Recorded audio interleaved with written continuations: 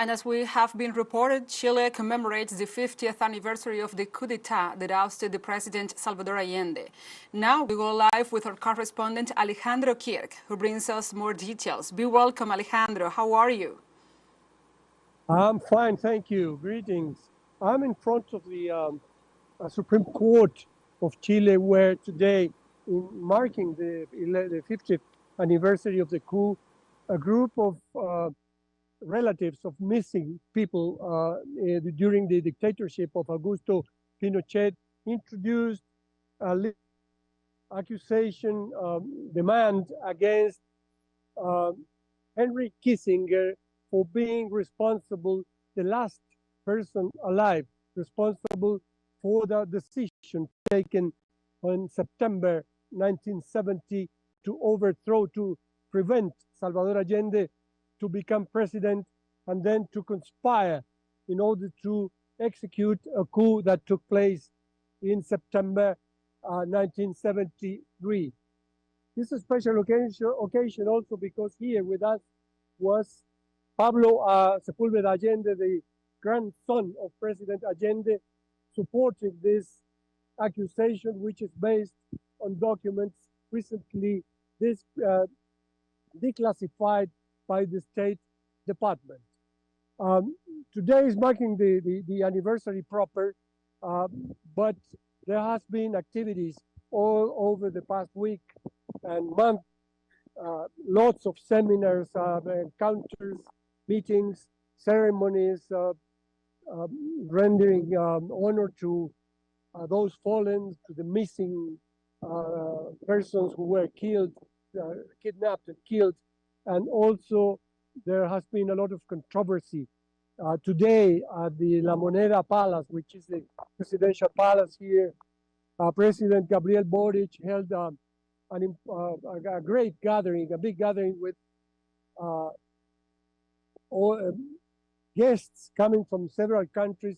For example, the presidents of Mexico, Andrés Manuel López Obrador, the president of Bolivia, Luis Arce, and many others who have been keen in commemorating this issue, which was at the time and even still now an event of worldwide repercussion.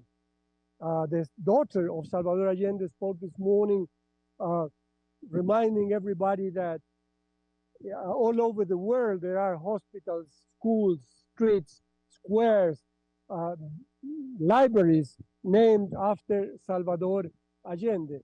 I must say, much more than what we have here in his own country, where the opinion is still divided on who was responsible for the coup and whether or not Pinochet committed widespread human rights violations, a genocide, as it has been constantly proved all over again in international stances and also here. But people are still looking for justice. Together with the lawyer, human rights lawyer, Hugo Gutierrez, who introduced the accusation, and Pablo Sepúlveda, were the Association of Relatives of Missing Persons who are still seeking justice 50 years after their loved ones were kidnapped and tortured and securely killed by the dictatorship, but whose bodies are not being found. So they are legally still regarded as kidnapped people and not dead. And all they are asking is, the right to have their bodies in order to bury them, and know whatever happened to them. And the accusation also, we spoke with Pablo Sepúlveda and Gutierrez, it's also against the army and the armed forces who are the responsible for these human rights violations, who have the information and never have released nor helped in finding out the truth. So these commemorations are marred in somehow because of the lack of information, the lack of justice, and these people are still suffering the enormous tragedy of having someone kidnapped and missing for 50 years.